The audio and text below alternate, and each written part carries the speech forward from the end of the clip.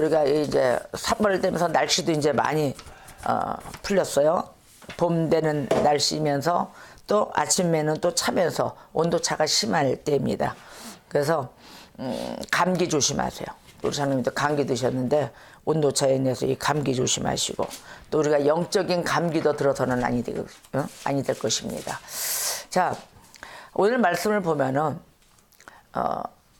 서기관들과 바리새인들이 예수님 앞에 간음하다가 잡힌 여인을 데려옵니다. 그 이야기의 일상에 펼쳐지는 것입니다. 자, 우리 주님은 육체를 따라 너희들은 판단을 하고 살아가고 있으나 나는 아무도 판단하지 아니한다 그러셨거든요. 거기에 이제 서기관들과 바리새인들이 이제 예수님을 테스트합니다. 이 장면이 어떤 장면이냐면은 간음하다가 잡힌 여인, 범죄자죠. 범죄자를 데리고 왔어요.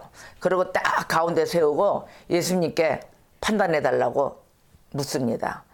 자, 예수님께 이렇게 물어요. 모세의 율법에 보면은 이런 여자를 돌로 치라고 했다. 돌로 치라고 했는데 우리 선생 랍비요.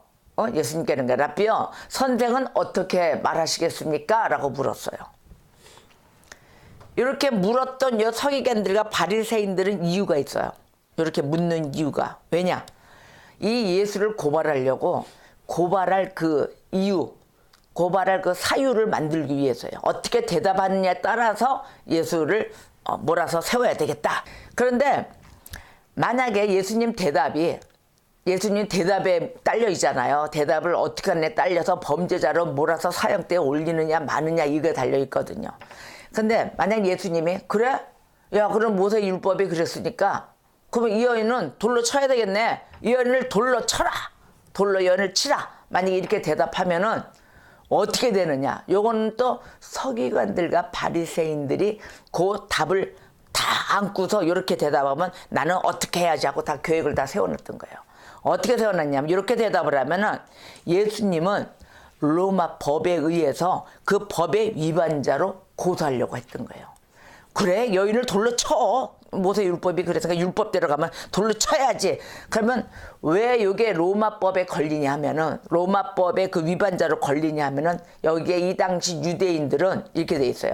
이 당시에 유대인들은 그 산헤드린 공회를 통해 가지고 산헤드린을 통해서 사형을 구형할 수 있었답니다.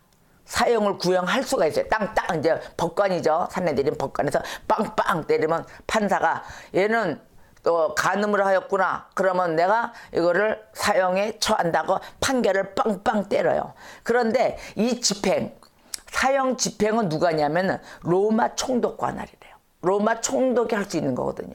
그러니까 우리 예수님이 돌로 쳐라 그러면 걸리죠. 로마 총독관할에 산헤드린에서 판결이 나와야 되는데 예수가 판결을 내리고 돌로 치라면 죽이는 거 아니에요. 그러니까 이거를 딱 유도를 했던 거예요. 이렇게 얘기하면 이렇게 걸어야지. 그래가지고 범죄자로 몰아서 넣어야 되겠다 하고 이제 계산하여서 물어봤던 거죠.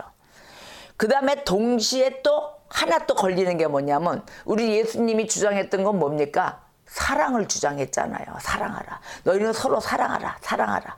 그러니까 바로 이렇게 돌로 치라고 했으면 예수님 자신이 스스로 사랑을 역설하고 다니셨는데 이게 바로 예수님 가르치심에 대해서도 모순이 되는 거 아니에요. 그러니까 예수님을 모순자로도 만들고 로마법에 의한 위선자로도 만드는 작전을 딱 세운 거였죠. 반면에 예수님이 돌로 치지 말라 이랬을 때, 돌로 치지 말아라고 얘기하잖아요. 그랬을 때는 모세의 율법을 어겼다 또 이런 제목이 형성이 돼요. 아니 모세는 돌로 치라고 했는데 예수님이 돌로 치지 말라 그러면은 이거는 모세의 율법을 어긴 것하고 제목을 또 매기려고 했던 거예요. 그러니까 이래도 걸리고 저래도 걸리게 돼 있잖아요. 그렇죠. 예수님은 유죄를 받아야 될 질문을 한 거예요. 얘네들이, 이 서기관과 바리새인들은 아주 오도 가도 못하게 발도 빼지도 못하게 도망가지도 못하게 예수님을 궁지에 모른 질문을 한 것입니다. 그런데 예수님은 어떻게 하셨어요? 그러자 이 말을 듣자 예수님은 가만히 계시다가 땅에 손가락으로 글을 썼습니다. 그래서 요즘에 이렇게 그리면 보면 손가락 예수님 손 이렇게 나가서 땅에 이렇게 그리는 거 물고기 그리는 거 이렇게 나오고 뭐 이러잖아요. 그러듯이 예수님이 손가락으로 썼습니다. 어떻게 썼냐? 너희 중에 죄 없는 자가 먼저 돌로 쳐라. 이렇게 쓰셨어요. 이렇게 쓰고 난 다음에 이 말씀으로 이 본자들이 다 있을 거 아닙니까? 모든 젊은 청년 아니면 노인네들 어린아이들 온 동네 사람이 다 모였거든요. 거기에 남자들은 돌로 들고 와서 다 봤는데 이 글 말씀을 쓴 말씀을 보니까 양심의 가책을 느꼈는지 청년이다 어른이나 하나 둘씩 하나씩 다 가기 시작했습니다. 너희 중에 죄 없는 자가 돌로 쳐라. 예수님의 답은 이거 하나였습니다. 그러자 다 떠나고 나니까 예수님하고 이 가늠한 여인만 둘이 남아 있었습니다.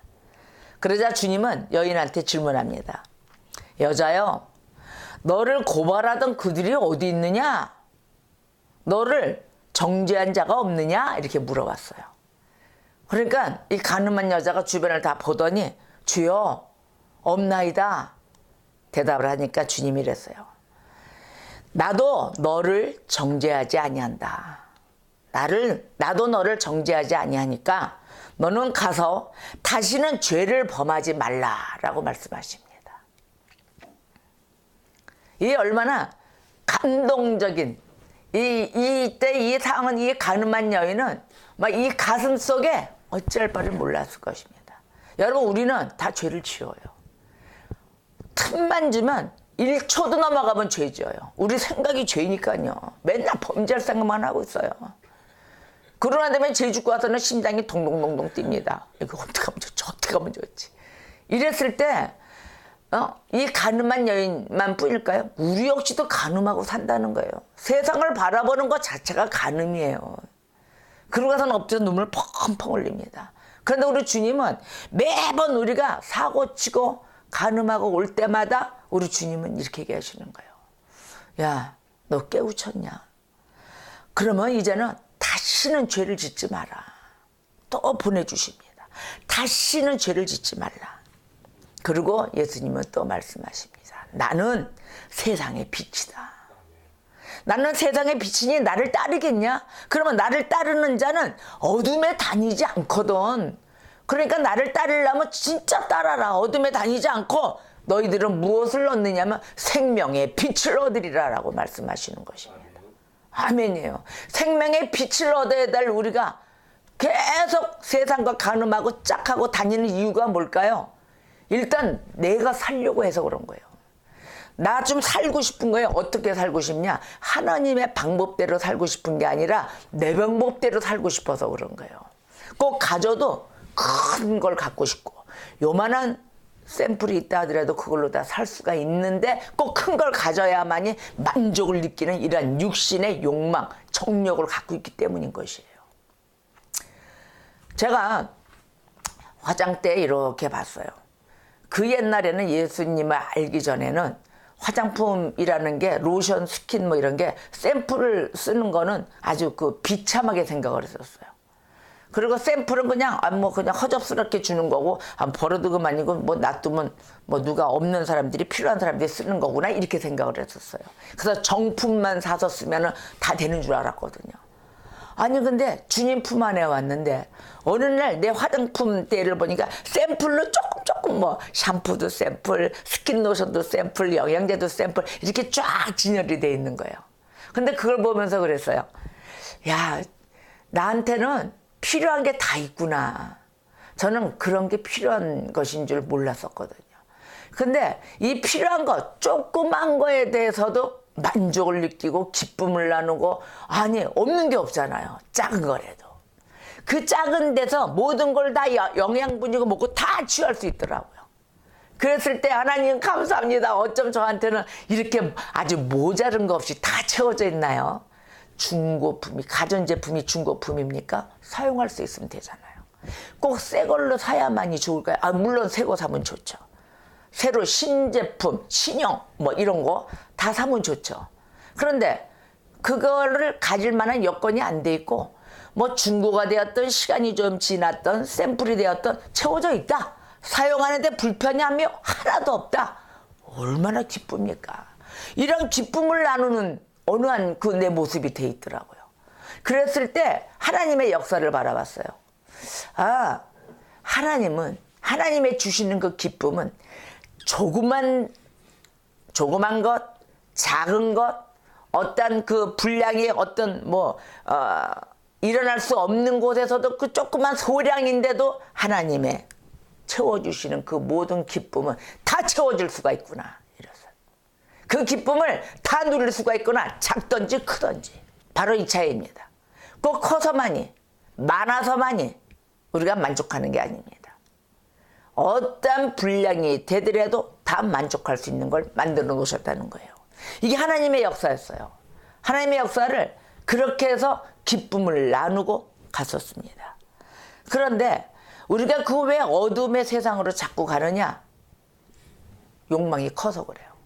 내가 가지려고 하는 분야가 지금 사용해도 이거는 남는 분야인데 남는 것까지 쥐고 있으려고 그래서 그래요. 만나와 매출하기 보세요. 하루 용량이잖아요. 그 하루 용량에 만족하고 살았던 그 광야의 그 시절. 그때도 광야인데도 하나님이 다 채워주셨거든요. 그럼 그 사람들이 다 죽었나요? 만족하고 살았죠? 기뻐했죠? 그리고 저축한다고 쟁여놓으면 어떻게 됐어요? 다 썩었잖아요. 다 놔두면 썩을 것뿐이 안 된다는 거죠. 오늘에 채워지는 그 기쁨을 나누라. 공고함이 있으면 기도하라 하셨습니다.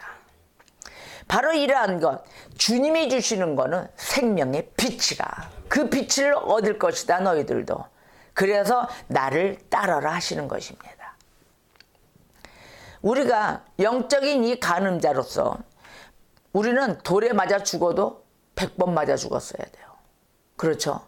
그런데 예수님의 속죄로 인하여 그 속죄의 사유함을 받았기 때문에 우리가 이렇게 살아갈 수가 있는 것이에요. 매일 죄 짓고 매일 간음죄로 그 간음하다 보니까 살인죄까지 가게 됩니다. 우리 주님은 세상의 빛이십니다. 이 빛을 놓쳐서는 아니 됩니다. 그리고 우리 성부 하나님과의 동등한 자란 그러한 능력을 가지신 분이십니다. 그래서 참 진리에 의해서 우리가 살아가야 되는데 그 자체를 잘 몰라요.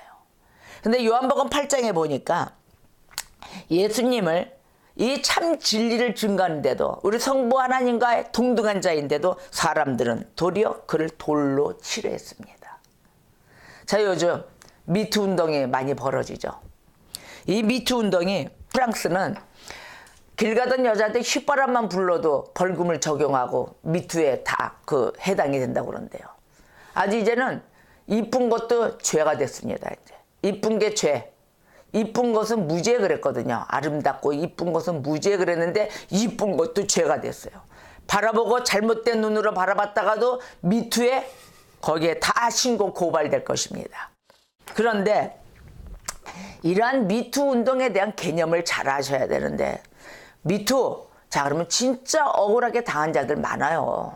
억울하게 당한 자들 많은데 거기에 정말로 하소연해서 그 억울한 그 소리를 들어주고 안아주고 보듬어주고 또 가한 자는 또 가한들의 벌을 받고 응당에 깨우침으로써 그 사람이 다시 새로운 삶을 살아갈 수 있는 그런 법적인 대응도 해주고 막 이래야 되는 거 아닙니까? 그런데 대책 없는 미투는 안 되는 거예요. 대책 없이 가해자나 아니면은 또 이 피해자나 이 서로가 조금만 양심 그저 가볍게 넘어가도 될 수 있는 거를 만약에 던졌을 때 그 억울한 자, 가해자라고 해서 당하는 자는 또 많은 변명을 해야 될 것입니다. 그러면 시간적인 낭비 또 명예적인 또 손실 막 이런 게 일어날 거 아닙니까? 그래서 오늘도 우리가 미투 운동에 참여한다 그러면 진짜 심사숙고해야 될 문제예요. 얼마 전에 연예인 한 명도 또 자살했죠. 바로 이러한 부분이 왜 일어나는가 한번 깊이 한번 생각들 해봐야 될 것입니다. 물론 잘못했어요. 가해자는 미투 운동에 나올 정도가 됐으면 그만한 사실, 팩트가 있다는 거거든요. 팩트를 갖고 있기 때문에 꼼짝 말아인데 이 명예 이름 걸고 사는 자들 이렇게 나왔을 때 생매장 되는 거예요. 다 생매장이에요, 이거는. 일반 사람도 아니고 연예인, 법조인, 뭐 경제인 뭐 이런 식으로 이름이 다 있는 자들은 타이틀 있는 자들은 즉각 내려놓잖아요. 뭐 도지사 다 내려놓은 상황 아닙니까? 물론 가해자들 행실 바르게 행실해야 됩니다. 또한 그 가족들까지 피해와 대한민국의 피해와 모든 더불어 피해 연속이에요. 그런데 자살까지 가는 범위를 생각을 해봤습니다. 이 자살을 왜 하는가? 자살에는요, 여러분, 내가 내 명예를 내가 살기 위해서 다 나를 생각하기 때문에 자살까지 가는데, 나를 포기했을 때 그네들이 명예로 살아왔을 때 그 인물은 그 현재까지는 그 명예를 계속 유지시키기 위함을 보았기 때문에 자기 자신을 내려놓지 못한 거예요. 죄를 했습니다. 나 범죄했습니다. 범죄했으면은 거기에 대한 완전히 그 진짜 잘못을 빌 수 있는 용서를 구할 수 있는 그 자세로 들어가줘야 되는데, 그 용서를 구함과 동시에 자꾸 자기의 현재 있는 모습이 안 떠나는 거예요. 과거에 누렸던 모습, 교수였거나 아니면 판사였거나 검사였거나 연예인이었거나 인기를 누렸던 자였거나 뭐 이런 작가였거나 이런 자들을 보세요. 그러한 자들이 한번 이 미투에 나와서 나는 법적인 것에 걸렸다. 그러면 일단은 그 옛적에 바로 그 1분 전에 지나왔던 자기의 명예는 다 사그라진 거예요. 사그러지고 평민으로도 들어가서도 평민에 관련된 그 모든 삶으로 들어가 회개해야 되는 것입니다. 내 자신을 돌아보면서 이제 근신해야 되겠죠. 바로 그게 근신의 생활이죠. 수갑을 차고 감옥소에 들어가지 않은 바깥에 있는 감옥소에 갇힌 거죠. 그랬을 때 앞이 안 보이고 미래가 안 보이고 어떤 그 희망, 소망을 다 잃어버려 놓으니까 자살까지 가는 거예요. 아, 죽어야 되겠다. 나 나가면 망신이다. 그런데 그 사람은, 자살하는 사람은 책임감이 없는 사람이에요. 그에게는 본인 자신의 목숨만 보였던 거예요. 아집이죠. 그런데 거기에 따라 있는 가족들을 생각해 보세요. 본인 자신으로 인해서 피해 입은 가족들 어떻게 살으라고. 또 자살하면서 그 가족들은 더한 상처를 입게 되는 거예요. 살아와서의 상처도 힘든데 자살까지 가서의 상처는 더한 상처를 남겨주고 가는 것입니다. 자, 여러분, 이 자살은 절대적으로 아니 되는 것이에요. 이 성경에 보면은 아하수에로 왕이 있습니다. 아하수에로 왕이 그 당시 때 상복을 입은 자는 이 궁정에 들어오질 못하겠어요. 이 상복을 입고 너희들은 이 궁정에 들어올 수가 없다 하고 법을 내려놨거든요. 그러나 우리 주 예수님, 우리 예수 그리스도께서는 너희들이 슬픔에 있느냐, 상복을 입었느냐, 죽을 맛이냐, 나한테 와라 그랬습니다. 나에게로 와라. 나는 세상의 빛이고 생명의 빛이다. 너희 그 상복을 입은 그 옷을 내가 벗기고 찬송의 옷으로 입혀주리라고 말씀하십니다. 이 세상은 다 버리고 찌르고 죽이고 대책 없는 짓을 입술 이 세치의 협으로, 이 혀로 말을 뿜어내고 모든 것을 다 영혼을 죽여버립니다. 육신의 죄 있어요. 이거 다 그냥 받아야 되겠죠. 그러나 그 영혼을 죽여서는 아니 된다는 거죠. 그 영혼도 잘못을 토하며 회개하며 정말 우리 주님이 찬송의 옷으로 입혀주신다 하신 그 주님 앞으로 나올 수 있도록 전도해야 되는 것입니다. 지금 쓰러져 간다고 그래? 너는 야야 너 그럴 줄 알았어? 손가락질 삿대질 다 해보십시오. 그 영혼 어디 가겠습니까? 죽을 수밖에 없는 거예요. 과연 이 자살까지 갈 때는 그 본인만이 혼자의 선택으로 죽었다 하지만 과연 손가락질, 그 눈총 이런 거는 누가 준 것입니까? 누가 살인을 한 것인지, 누가 자살을 한 것인지, 아니면 자살을 유독해 한 것인지, 이거 심각하게 받아들여야 될 문제입니다. 우리 주님은 정죄하지 않겠다 하셨어요. 죄가 없는 자가 돌로 치라고 말씀하셨습니다. 그랬을 때 이 말씀을, 주님의 말씀에 대해서 많은 그 양심과 함께 찔려서 진짜로 죄 없는 자가 돌로 쳐야 될 시기가 바로 이 미투 운동에 나와야 되지 않을까 저는 생각합니다. 여러분도 함께 생각을 해봐야 될 것입니다. 그런데 이 자살이란 것은 무섭게 생각을 하셔야 돼요. 이 영혼에 이 땅에서 육신도 죄를 지어서 발길을 닿을 수가 없는 땅을 이미 범죄했기 때문에 살아가고 있지만 내 영혼, 죽어서의 영혼은 영원히 사는데 그 영원히 사는 그 영혼의 상처는 그 밖에서 헤어나지 못할 때 떨어지는 곳이 어딘가, 마지막 길에 떨어지는 곳이 어딘가를 바라봐야 될 것입니다. 이 무서운 짓을 하고 있다는 것을 알으셔야 돼요. 아무나 미투 아닙니다. 자, 에이든 토저가 이렇게 얘기를 했어요. 바람은 지옥을 향해 불기 때문에 지옥이 아닌 그 천국을 향해서 걷는 사람은 바람을 안고 걸을 수밖에 없다라고 얘기를 했습니다. 지옥이 무섭다는 거, 이 모든 것이 다 무거운 곳에 사탄들은 세상에 나가면 지옥으로 다 이끕니다. 자살은 지옥입니다. 내 이 몸 내 것이 아니에요. 하나님 거예요. 이 우리의 모든 지혜, 모든 명석한 안내, 이런 안내자, 그러한 역할은 우리 예수님이 하십니다. 예수님은 우리의 머리이십니다. 우리는 그분의 지체예요. 이 지체된 몸이 함부로 예수님의 몸, 하나님의 몸이 어떻게 내 스스로 목숨을 끊을 수가 있냐고요. 물론 하나님이 없어서 예수님이 없어서 그러시겠죠. 그러나 아닙니다. 여러분들 이 몸은 믿던 안 믿던 우리의 몸, 이 육신은 하나님의 것입니다. 그 영혼이 예수를 못 만나 길거리를 헤매고 어둠에 있지만 여러분 이제는 우리가 살아야 되는 그 생명의 빛, 그 예수 그리스도로 나오셔야 되는 것입니다. 그래도 우리가 구원에 대한 열망이 있어야 돼요. 이 구원이 바로 이러한 것이에요. 구원에 대한 열망이 있어야 되는데 하나님을 몰라요. 그러면 하나님에 대해서 아셔야 되겠죠? 하나님을 한번 알아봅시다. 오늘 이 시간에. 하나님은 어떤 분인가? 자, 하나님의 갖고 있는 그 성품이 있으세요. 하나님의 성품이 있는데 하나님의 성품에는 도덕적인 게 있습니다. 도덕적인 부분 성분을 갖고 계세요. 하나님을 아는 지식이 있어야만이 여러분이 신앙의 기초가 단단히 서는 것입니다. 신앙의 기초가 없기 때문에 교회를 나온다 하더라도 예수를 믿는 그리스도인이에요, 크리스찬이에요, 기독교인이에요 이런다 하더라도 무너지는 거예요.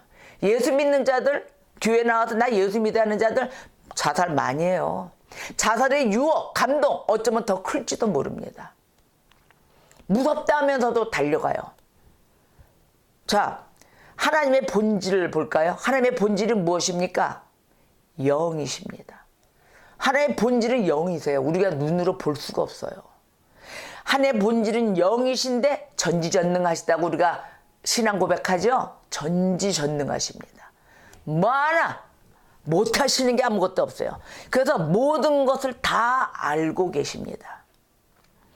어디나 계십니다. 그리고 사람의 마음을 감찰하세요. 자, 마음의 깊은 속까지도 시험하십니다. 마음만 감찰하신다고요? 아니요. 우리 내면적인 깊게 생각하는 것 같이 테스트하세요. 그래서 이 성경에는, 우리의 성경 말씀 안에는 하나님의 이 도덕적인 성품을 얘기하는데 뭐라고 표현을 했냐면은 하나님은 사랑이시라. 아멘. 그리고 하나님은 빛이시라라고 표현해 놨습니다. 하나님은 사랑이시고 빛이십니다. 그래서 여러분들이 나오셔야 돼요. 일단 자살, 일단 한 번 더 접어놓으세요. 한 번 더 생각하세요. 자살하러 들어간 시간, 1시 몇 분에 들어가서 3시경에 죽었다고 하는데 보니까 즉 보면은 1시간에서 1시간 반 정도의 터울이더라고요. 여러분, 그 시간 안에 모든 운명이 인생의 영혼의 번지수가 바뀌어집니다. 무섭게 생각하셔야 됩니다. 절대적으로 이 주님 앞에 사랑이시고 빛이신 하나님 앞에 나오셔야 됩니다. 그러한 하나님, 자비 하나님이세요. 그 자비 하나님이 안아주실 거예요. 긍휼을 베풀어 주실 것입니다. 그래서 하나님은 자비이시고 거룩하신 분이세요. 하나님의 속성을 잘 아셔야 됩니다. 우리가 이 하늘도 맑아서 눈 운동하고 공기 좀 오존층에 공기에 산소고 호흡해야 돼 하늘 보잖아요. 그 하늘마저도 하나님 앞에서는 깨끗하지 못합니다. 그 정도의 하나님이세요. 나가서 공기는 쐬러 나가고 모든 세상은 건물이 어디에 있고 무슨 쇼핑몰에 어떤 물품이 신상품이 들어왔대더라. 거기로 나가면서 하나님은 보러 오질 않는다는 거예요. 자, 하나님은 또 어떤 분이실까요? 완전 의로우신 분이세요. 완전히 의로우신 분입니다. 그냥 의로우신 분이 아니에요. 그래서 하나님은 당신의 그 뜻을 어디서든 간에 구부러뜨리질 않으십니다. 굽히질 않으세요. 그래서 왜 굽히지 않으시냐? 하나님의 본질은 그 무한한 완전하심 때문이에요. 무한하게도 완전하십니다. 한도 끝도 없으세요. 이 사람들의 경건치 않음이 있잖아요. 우리들은 경건치 않아요. 경건치 않고 또 뭐냐? 불의를 저질러요. 좋은 일도 아니고 맨 부정된 일. 이런 그 뜻에 앉아있고. 그래서 하나님은 진노를 나타내시는 거예요. 진노를 나타내지 않을 수가 없으세요. 맨날 사고 치니까 우리들은. 자, 그런데다가 하나님은 동시에 하나님은 거짓말 하시는 분이 아니시거든요. 하나님께서는 거짓말을 하실 수가 없습니다. 하나님이 약속하셨죠? 우리 성경에 뭐 하나님의 약속이 많습니다. 다 약속입니다. 또 거기에 위협도 하십니다. 너가 이렇지 않을 때는 저주와 모든 게 다 있잖아요. 이런 약속과 위협에 관련된 모든 말씀, 이 말씀은 하나도 빼놓지 않고 하나님이 지키십니다. 그러셔야 돼요. 다 이루세요. 이게 바로 하나님의 성품이에요. 그러니까 하나님은 약속, 하나님 입술에 나온 거는 다 이루어 주십니다. 이런 하나님의 성품 때문에 죄를 미워하시는 거예요. 죄를 미워하시고 죄에 대한 거는 대적하고 계시는 거예요. 매일 싸우세요. 죄에 대해서.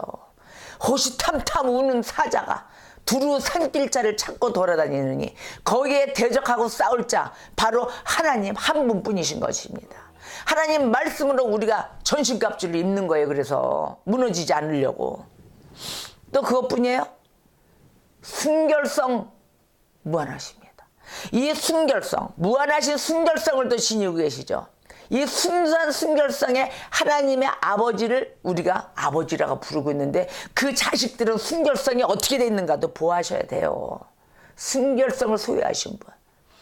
또 하나는 불변하시는 공의를 소유하셨어요. 하나님의 공의는 불변해요. 그런 것을 소유하고 계신 분이에요. 또한 우리가 범할 수 없는 진리를 소유하고 계신 것입니다. 바로 그 소유자세요. 범할 수 없는 진리의 소유자. 이런 어마어마한 하나님이세요. 그 하나님을 우리는 너무도 만만하게 본다는 거죠. 이런 하나님을 우리가 감히 눈을 들어서 그 하나님의 광채의 빛 앞에 눈 뜨고 볼 수 있는가요? 생각해 보세요. 과연 그 하나님의 광채의 빛에 떳떳하게 눈을 뜰 수 있는 오늘 하루로 보내셨습니까? 질문하겠습니다. 저와 여러분은 이 질문 앞에 진정으로 내 양심의 손을 얹어 주님 앞에 다시 한번 머리 조아려야 될 것입니다. 선지자가 이런 얘기를 했잖아요. 이사야 선지자가 6장 5절에 화로다 나로 망하게 되었도다. 나는 입술이 부정한 사람이요 입술이 부정한 백성 중에 거주하면서 만군의 여호와이신 왕을 배웠음이로다. 아멘.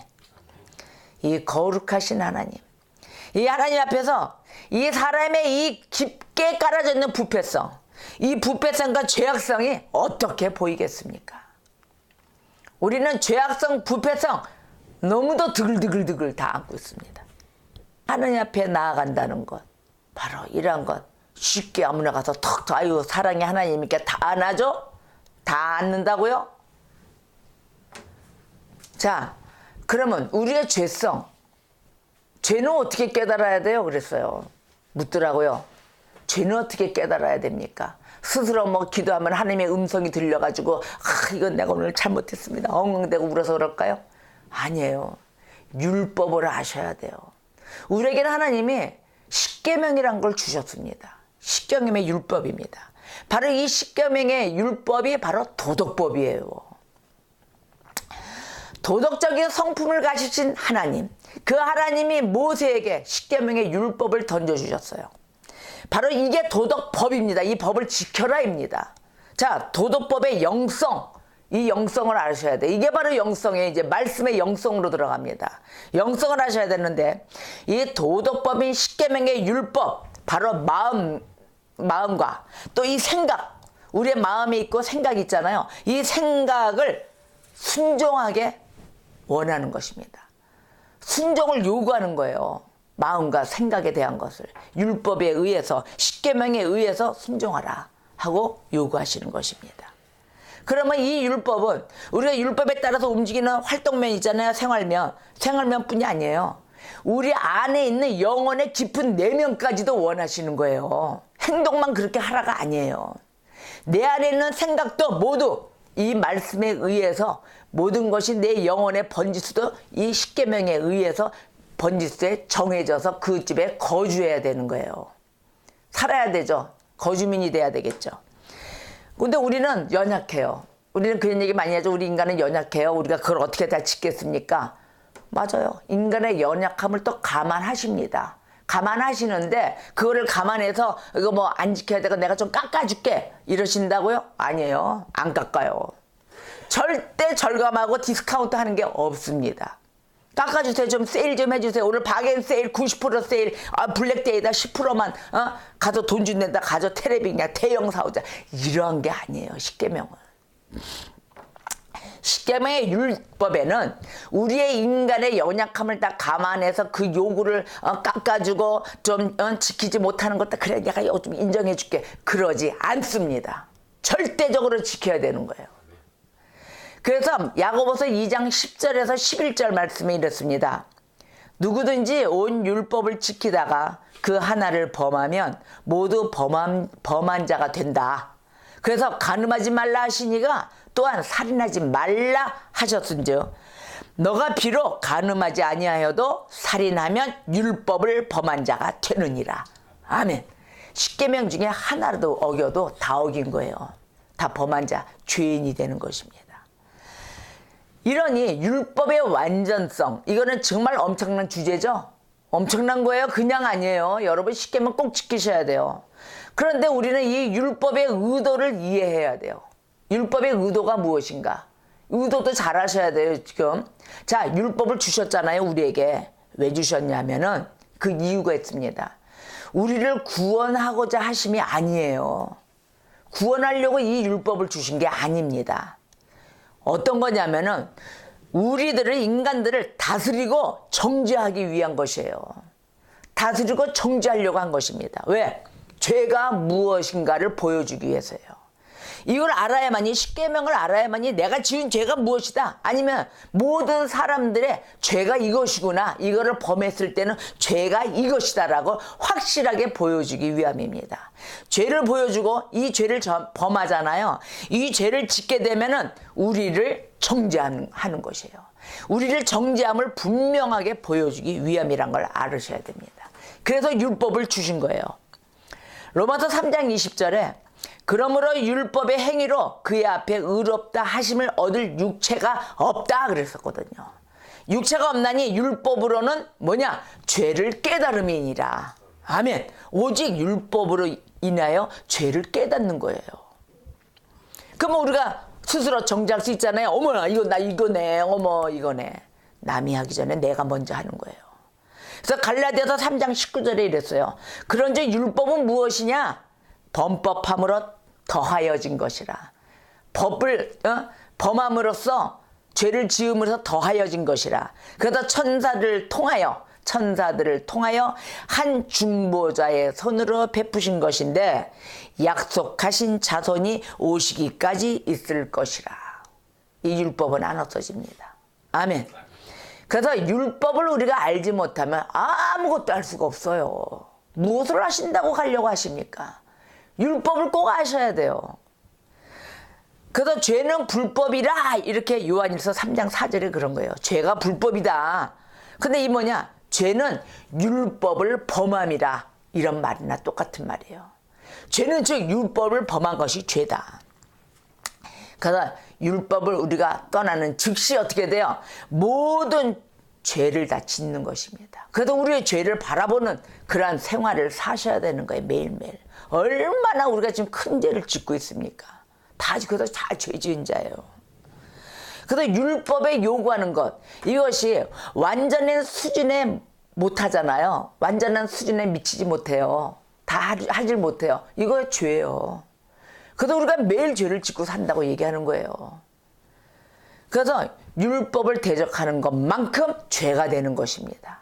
율법도 대적하는 것만큼 죄였지만 완전히 미치지 못하고 따르지 못하는 것, 바로 이것이 죄예요. 여러분 마태복음 22장 37절에서 40절 말씀을 보세요. 예수께서 이르시되 내 마음을 다하고 목숨을 다하고 뜻을 다하여 주 너희 하나님을 사랑하라 하셨으니 이것이 크고 첫째 되는 계명이요 둘째도 그와 같으니 내 이웃을 내 자신같이 사랑하라 하셨으니 이 두 계명이 온 율법과 선지자의 강령이니라. 아멘. 우리가 진정으로 하나님을 사랑하십니까? 여러분 진짜 사랑하시면 양심을 두들겨서라도 오늘의 주신 이 계명 지키셔야 되는 거예요. 그래서 이 시대 율법을 완성하시, 십계명을 완성하시고 십자가에 대신 우리의 죄 모든 것을 대속하여 모든 짐을 지고 돌아가신 예수 그리스도께서 이 신약의 계명을 주신 것입니다. 서로 사랑하라. 바로 이 사랑의 계명이에요. 지금까지 우리의 이 살아온 모습을 보십시오. 지금 나 살아온 모습이 어땠는가? 우리는 모두 다 죄의 상태에 있었던 거예요. 죄의 집에서 거주하고 있었던 거주민이었습니다. 우리의 생애가 죄였던 만큼 그 이유는 하나님을 사랑하지 않았기 때문이었죠. 지금도 사랑한다고 하지만 우리 마음대로 하는 행동들을 보면 사랑하지 않는 모습인 거예요. 그 사랑을 허피 생각해서 하나님을 사랑하지 않는 것 자체가 다 죄인 것입니다. 죄악입니다. 누가 하나님을 사랑하지 않은 것보다 더 큰 죄를 생각해낼 수 있겠습니까? 그렇죠? 하나님을 사랑하지 않은 것만큼의 더 이상의 큰 죄가 어디 있겠습니까? 하나님을 사랑하지 않았기 때문에 죄 짓는 거예요. 그리고 나를 막 주장하는 거예요. 계속해서. 자, 하나님을 사랑하지 않고 그 하찮은 것 때문에 더 쫓아다닙니다. 그 알량한 것, 조그만 것 때문에. 심지어는 죄까지도 사랑해요. 그리고 하나님을 무서워하는 게 아니라 사람을 무서워하고 있어요. 그것도 누구? 범죄자를. 혹시 저 범죄자에 동참을 해놓고 범죄하는 일에 동참해놓고 저 범죄자가 나를 해코지하지 않을까요? 이러는 거예요. 믿는 자가. 기도해야죠. 범죄에 동참할 수 있다 그랬죠? 했어요. 자, 그럼 그 범죄자가 해코지할 걸 걱정할 것이 아니라 빨리 죄 지은 것을 하나님 품을 떠나서 세상과 짝해가지고 내가 범죄하고 범죄자나 껴서 움직였다면은 빨리 돌아와서 주님께 기도하셔야 되는 거예요. 모든 사람의 움직임은 하나님의 손안에 다 달려 있습니다. 전지전능하신 분 손안에 달려 있어요. 그래서 우리의 죄를 빨리 자복하고 회개하고 하나님을 사랑치 못하여 떠나갔든지 하나님 용서해 주시옵소서. 누군가 나를 해친다. 하나님 법적인 세상의 법이 때문에 응당히 받아야죠.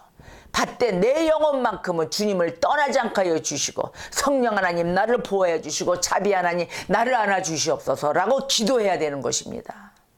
여러분 믿음이 있는 자면은 매일의 기도가 식어서는 안 될 것입니다. 자, 모든 사람들이 이렇게 얘기를 해요. 죄까지도 사랑하고 하나님을 사랑하지 않았던 자들이 이렇게 얘기하는 수가 있습니다. 야, 죄는 그거 별거 아니야. 그 하나님께서 그 죄를 뭐 그렇게 크게 생각하실 것 같으냐? 다 안아주셔. 아이고 하나님 쪼잔한 하나님 아니시거든. 이렇게 얘기하는 거 보셨습니까? 그런 얘기하는 사람 좀 있어요. 부담 갖지 마. 괜찮아. 큰 염려도 하지 마. 필요 없어. 이렇게 하는 자도 있어요. 이러한 자들의 소리로 여러분 위로받죠? 그래 맞아 하나님 그러실 거야 뭐 이런 거라고요. 아니에요. 그거는 조잘거리고 소삭거리는 사탄의 미혹이에요. 하나님 앞에 가까이 다가가 하나님의 능력과 하나님의 모든 그 역사하심에 믿음을 주지 않고 믿음을 흐트러뜨리고 전부 다 세상과 짝하기 위한 미혹의 소닥거림이에요. 믿음 있는 자는 그렇게 얘기를 안 합니다. 우리의 죄, 대수롭지 않게 생각하는 것 자체가 죄인 거예요. 그래서 성경적으로 나타난 역사가 뭐냐? 아담과 하와가 에덴 동산을 쫓겨났잖아요. 하지 말란 거 해가지고 야 고만한 죄 괜찮아 하나님 야 똑같은 죄로 올라갈 수 있어 따먹어 정령 죽으리라 했는데 따먹었잖아요. 따먹고 결국은 쫓겨났어요. 노아의 홍수 사건 어떻습니까? 노아의 홍수 사건 역시 마찬가지예요. 그 다음에 질병 일으켰죠. 사고 났죠. 전쟁 일으키죠. 전염병 일어나죠. 이 전부 다 인간이 말을 안 듣고 인간이 지은 죄 때문에 이러는 거예요. 그러자 이제 수고와 염려가 생겼죠. 기근이 생겼죠. 그러다 어떻게 됐어요? 결국은 지옥의 불꽃까지 만드는 거예요. 에덴 동산 안에 그 천국만 살던 그 영원히 사는 그 동산이 없어지고 어떻게 됐어요? 범죄함으로 쫓겨나 지옥의 불꽃이 생기고 사망이 생긴 거 아닙니까? 육신에 대해서 사망이 생기고 결국은 어떻게 됐느냐? 생명과 영광이신 우리의 주 예수 그리스도를 십자가에 못 박는 그러한 역사까지 일어난 것입니다. 이 모두가 다 죄로 인함이에요. 죄로 인해서 일어난 거예요. 인간들이 이렇게 잔인한 거예요. 그 단 한 번의 죄, 그 죄로 인하여 사망, 모든 정죄, 이래서 이 세상의 모든 걸 다 악으로 다 불러오게 된 것입니다. 그래서 로마서 5장 12절에 그랬잖아요. 한 사람으로 말미암아 죄가 세상에 들어오고 죄로 말미암아 사망이 들어왔나니 이와 같이 모든 사람이 죄를 지었으므로 사망이 모든 사람에게 이르렀느니라. 아멘. 바로 이 한 사람의 죄 때문에 이러는 거예요. 우리의 죄 허피 생각해서는 아니 돼요. 한 가지라도 어기는 모든 걸 다 죄를 다 짓고 가는 것입니다. 그런데 우리가 지금 어떻게 살고 있는 거예요? 하나님이 죄를 용서하지 않았다면 우리가 살아갈 수가 없어요. 이 땅에서. 하나님이 죄를 용서하셨기 때문에 우리 자신 속에 있는 이 죄만으로 바로 이 우리 죄는 지옥에 던져지게 충분한 거예요. 그런데도 하나님이 용서를 해주셨기 때문에 지금 지옥불에 안 떨어지고 그나마도 육신이 지금 깨우칠 때까지 죄에 대한 회개함으로 하나님 앞에 회심하여 돌아갈 때까지 버티고 있는 것입니다. 우리의 마음속에 있는 이 잔재적인 이 부패성 보세요. 아주 그냥 타고난 부패성이 있어요. 마태복음 15장 18절에서 20절 말씀이 있게 되어 있어요. 필사람 피세요. 입에서 나오는 것들은 마음에서 나온다. 이것이야말로 사람을 더럽게 하느니라. 마음에서 나오는 것은 악한 생각과 살인과 간음과 음란과 도둑질과 거짓 증언과 비방이니 이런 것들이 사람을 더럽게 하는 것이요 씻지 않는 손으로 먹는 것은 사람을 더럽게 하지 못하느니라. 아멘. 바로 이 인간에게 행실에도 죄가 있어요. 그렇죠? 행실에도 죄가 있지만 본성에도 죄가 있다고 말씀하시는 것입니다. 우리 주님이 이렇게 얘기하세요. 우리 마음에서 나오는 생각 얼마나 무섭습니까? 살인, 간음, 살인하잖아요. 내 몸 내가 살인하는 뭐예요? 자살이에요. 이게 바로 내 몸 내가 살인하면은 바로 이 자살, 살인과 간음에서 많이 나오죠.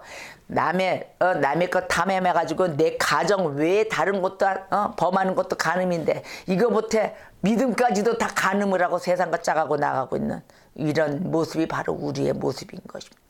바로 이 신앙생활에 음란한 생활이 겹치고 있는 것이죠. 그러다 보니까 어떻게 돼요? 도둑질하는 거예요. 근데 도둑질하면 살 수가 없어요. 뭐 이러잖아요. 안 해야게 되겠죠. 오늘부터 손 씻읍시다. 우리 손발 다 씻읍시다. 거짓말하는 거 이런 거. 도둑질하는 거. 남 비방한다고요? 아니요. 죄가 없는 자가 돌로 치라 했습니다. 정말로 죄 없는 자인지 생각해 봐야 될 것입니다.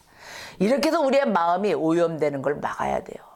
이 마음이 오염돼 있으면 행실이 벌써 악하고 더러운 그런 흙탕 희망물만 뿜어내고 있는 모습인 것입니다. 계속 뿜어내는 게 기쁨, 생명, 희망, 소망, 이걸 뿜어내야 될 자가 마음이 오염되어 있으니까 입술에는 뭘 증거하고 있어요? 더러운 것만 뿜어내고 있고, 못된 것만, 거짓된 것만, 도둑질할 것만, 그냥 내 마음에 있는 생각만 다 뿜어내고 있는 것이에요. 그러면서 하는 소리는 뭐래요? 내 마음 본바탕은 착해, 이렇게 얘기를 해요. 나 원래 착한 자거든. 세상에 살다 보니까 이렇게 물들어서 어쩌다 이렇게 좀 됐어. 약을 잘못 먹어서 내가 좀 나이에 맞지 않게 좀 늙었나 봐. 좀 나이 먹어 보이나 봐. 이런 얘기들 하잖아요. 나 본바탕은 착하거든. 이렇게 얘기를 한다고요. 우리의 본바탕은 이런 생각을 갖고 있는 것 자체가 큰 착각이고 오산인 거예요. 최고의 악인 거예요. 이 육신적인 생각, 하나님과 원수된다 그랬잖아요. 육신적인 생각은 하나님과 절대적인 원수가 되는 거예요. 그래서 우리 자신의 본성 자체가 바로 이 인격의 또 모든 기능들 전체를 포함해서입니다. 우리 모든 자신의 본성 자체 전적으로 부패되어 있다는 것을 잊지 말아야 됩니다. 우리는 전적으로 부패되어 있는 사람들이에요. 그래서 이것을 잃지 않는다면, 정말 잃어버리지 않는다면 우리가 겉으로 나타난 행동만 고치려고 할 것이 아니라 내 안에 있는 내면의 생각, 내면의 마음, 내면의 마인드, 모든 것이 다 고치려고 할 것입니다. 은혜 받으려고 할 것입니다. 하나님의 말씀을 붙들려고 할 것입니다. 하나님의 주신 십계명, 또 하나님의 주신 이 신앙에 주신 서로 사랑하라는 이 계명, 모든 것을 다 지키려고, 은혜 받으려고, 기도하려고 하는 자들로 될 것입니다. 우리의 가장 중요한 일은 속마음을 새롭게 하는 거예요. 새 마음, 또 바른 영, 이것을 가져야 할 것입니다. 그렇지 않으면 구원받을 수가 없어요. 여러분에게 하나의 팁을 드리겠습니다. 집에서 아니면은 직장에서나 어디 가는 곳이 있다 하면은 항상 성경 말씀에 우리가 구원받을 수 없는 그러한 이유, 내용이 있습니다. 시편 51편 또 시편 53편, 이런 성경을 읽어보세요. 또 요한복음 3장의 말씀, 또한 갈라디아서 5장 19절 이하의 말씀, 또 에베소서 4장 17절 이하의 말씀을 읽어보시길 바라겠습니다. 요한복음에 그랬잖아요. 3장에서 우리 주님이 그랬어요.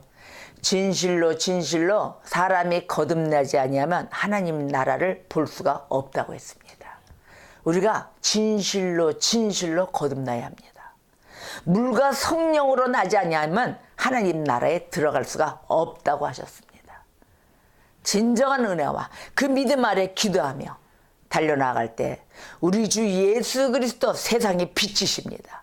그 안으로 나올 때 어둠으로 다니지 않는다 했어요. 생명의 빛을 얻는다 했습니다. 우리는 이 빛 아래로 나와 정말 우리 판단으로 살아가는 이 삶 가운데 살인하는 자가 되어서는 아니 될 것입니다. 우리 주님이 오늘도 기다리고 계십니다. 아니면 교회 나오세요.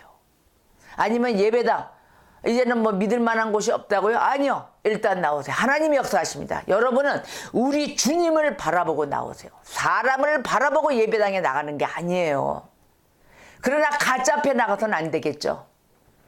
사기치는 교회에 나가서는 아니 되겠죠. 분별하셔야 되는 것입니다. 나는 세상의 빛이니 나를 따르는 자는 어둠에 다니지 아니하고 생명의 빛을 얻으리라 하신 우리 주 예수 그리스도를 향하여 나오시기를 우리 주 주님의 이름으로 축복합니다. 자, 판단으로 인한 이 살인, 내 생각 모든 거 다 버리시고 오늘도 주님 손 꼭 붙잡고 승리하시는 한 주간이 되시기를 주님의 이름으로 축복합니다.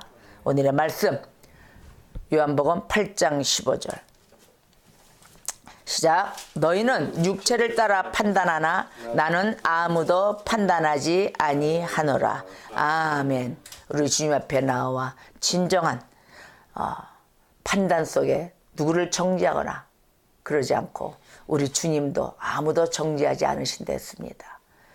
진정으로 죄가 없다면 돌로 치라 말씀하신 그 주님 말씀을 인하여 내 자신의 영혼의 번지수를 다시 한번 고심하며 되돌아보시기를 바라겠습니다. 다 같이 기도하겠습니다.